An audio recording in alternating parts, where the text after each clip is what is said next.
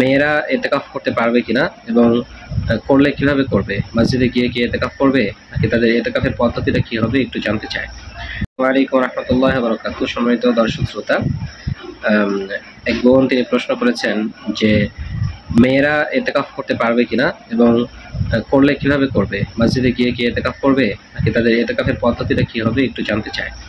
অত্যন্ত চমৎকার গুরুত্বপূর্ণ একটি প্রশ্ন। আমরা এই প্রশ্নের উত্তরটি জেনে নেওয়ার চেষ্টা করি।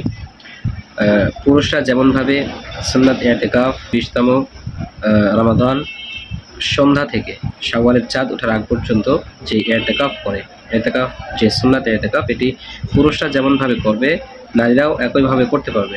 বুখারী শরীফের হাদিসে বর্ণিত হয়েছে, রাসূলুল্লাহ সাল্লাল্লাহু আলাইহি ওয়াসাল্লাম তিনি জীবদ্দশায় মৃত্যুর আগ পর্যন্ত ইতিকাফ করেছেন, অতঃপর তিনার বিবিগণ ইতিকাফ করেছেন।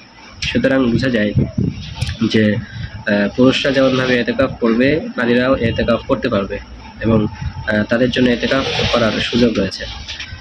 সুতরাং আমরা পুরুষরা অবশ্যই তো ইতিকাফের চেষ্টা করব, নারীরাও ইতিকাফের আমরা চেষ্টা করবো ইনশাআল্লাহ। জানার বিষয় হলো যে তাহলে ইতিকাফের পদ্ধতিটা কি হবে। তারা কি মসজিদে এসে ইতিকাফ করবে?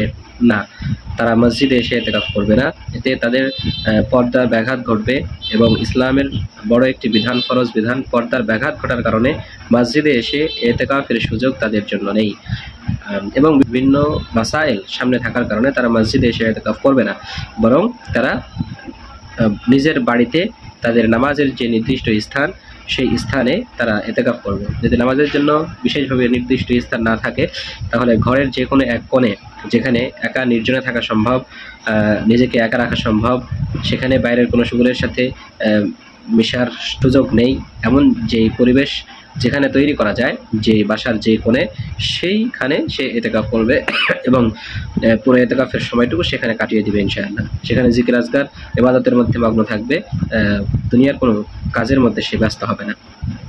এভাবেই নারীরা নিজেদের ইতিকাফ চালিয়ে যাবে। পুরুষরা মসজিদে ইতিকাফ করার কারণে যেমনভাবে সওয়াবের অধিকারী হবে, নারীরা ঠিক একইভাবে ঘরের কোণে সবচাইতে নির্জন, সবচাইতে গোপন স্থানে তারা যদি ইতিকাফ করে তাহলে তারা আরও বেশি সওয়াবের অধিকারী হবে ইনশাআল্লাহ। তো এই জন্য আমরা প্রত্যেকেই ইতিকাফ করার চেষ্টা করব।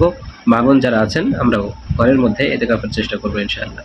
আল্লাহ তাআলা আমাদের সকলকে ইতিকাফে বসার তৌফিক দান করেন, লাইলাতুল কদর অর্জনের তৌফিক দান করেন এবং এই ইতিকাফ লাইলাতুল কদর অর্জনের অন্যতম বড় একটি মাধ্যম এবং কেউ যদি শেষ দশকের ইতিকাফে বসে তাহলে নিশ্চিত সে লাইলাতুল কদর পেয়েই যাবে ইনশাআল্লাহ। এই জন্য লাইলাতুল কদরের তালাশিয়ায় সন্ধানে আমরা ইতিকাফে বসার চেষ্টা করি।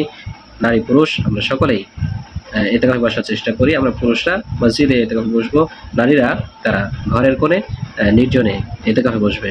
আল্লাহ তাআলা আমাদের সকলকে কবুল করুন। আসসালামু আলাইকুম ওয়া রাহমাতুল্লাহ।